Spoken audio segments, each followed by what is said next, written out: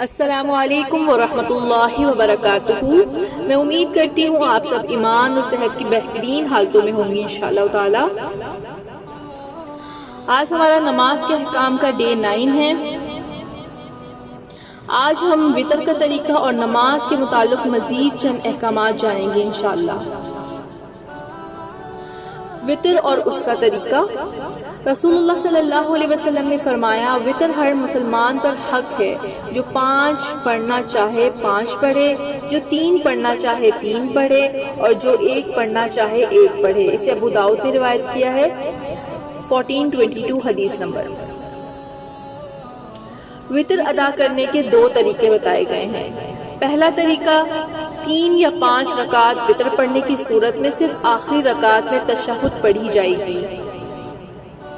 حدیث حضرت عائشہ رضی اللہ عنہا سے روایت ہے کہ انہوں نے کہا، رسول اللہ صلی اللہ علیہ وسلم رات کو 13 رکعتیں پڑھتے تھے، ان میں سے 5 رکعتوں کے ذریعے وطر ادا کرتے تھے، ان میں آخری رکعت کے علاوہ کسی میں بھی تشہد کے لیے نہ بیٹھتے تھے۔ صحیح مسلم کی روایت ہے 1720۔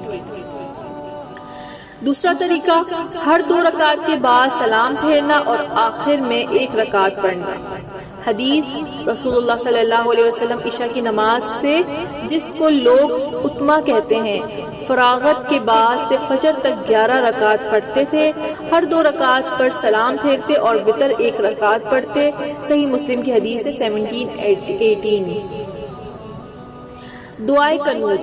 رسول اللہ صلی اللہ علیہ وسلم وطر 3 رکعت پڑھتے تھے۔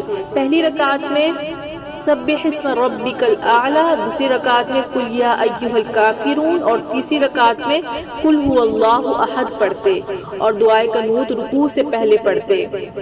پھر جب وطر سے فارغ ہو جاتے تو فراغت کے بعد یعنی کہ فراغت کے وقت 3 بار سبحانک الملک القدوس کہتے اور ان کے آخر میں کھینچتے۔ سنن نسائی 1700 حدیث نمبر۔ قنوت وطر کے حوالے سے رکوع سے پہلے دعائے قنوت پڑھنے والی روایات درست ہے، اس لیے رکوع سے پہلے پڑھنا چاہیے۔ رکوع کے بعد قنوت نازلہ دشمن کے لیے بد دعا کرنا ثابت ہے۔ واللہ اعلم۔ دعائے قنوت آپ کو یاد کروا دی گئی ہے۔ نماز کے حوالے سے چند احکامات۔ نبی صلی اللہ علیہ وسلم نے فرمایا، نماز میں سانپ اور بچھو مار ڈالو۔ ابو داؤد کی حدیث 921۔ نماز میں بچے کو گود اٹھانے سے نماز باطل نہیں ہوتی۔ صحیح بخاری کی حدیث ہے 516۔ نماز میں ادھر ادھر دیکھنا ممنوع ہے۔ آپ صلی اللہ علیہ وسلم نے فرمایا کہ یہ تو ڈاکہ ہے جو شیطان بندے کی نماز پر ڈالتا ہے۔ صحیح بخاری کی حدیث ہے 751۔ نبی صلی اللہ علیہ وسلم نے نماز میں پہلو کمر پر ہاتھ رکھنے سے منع فرمایا۔ صحیح بخاری کی حدیث ہے 1220۔ نماز میں اگر جمائی آئے تو اسے جتنا ممکن ہو روکنا چاہیے، کیونکہ اس وقت شیطان منہ میں داخل ہوتا ہے۔ صحیح مسلم کی حدیث ہے۔ ہاتھ منہ پر رکھ کر بھی روک سکتے ہیں۔ صحیح مسلم کی حدیث ہے۔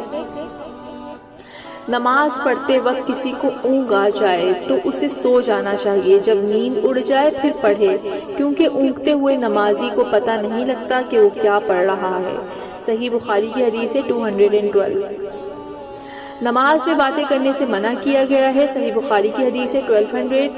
اگر کوئی سلام کرے تو نمازی زبان سے کچھ کہے بغیر ہاتھ کے اشارے سے سلام کا جواب دے گا۔ ابو داؤد کی حدیث ہے 927۔ ہمارا ٹاپک مکمل ہوا الحمدللہ۔ کسی کو کچھ سمجھ نہ آیا ہو تو وہ پوچھ سکتا ہے۔ اللہ ہم سب کو سنت نبی صلی اللہ علیہ وسلم پر عمل پیرا ہونے کی توفیق عطا فرمائے، آمین۔ جزاکم اللہ خیرا کثیرا۔ السلام علیکم ورحمۃ اللہ وبرکاتہ۔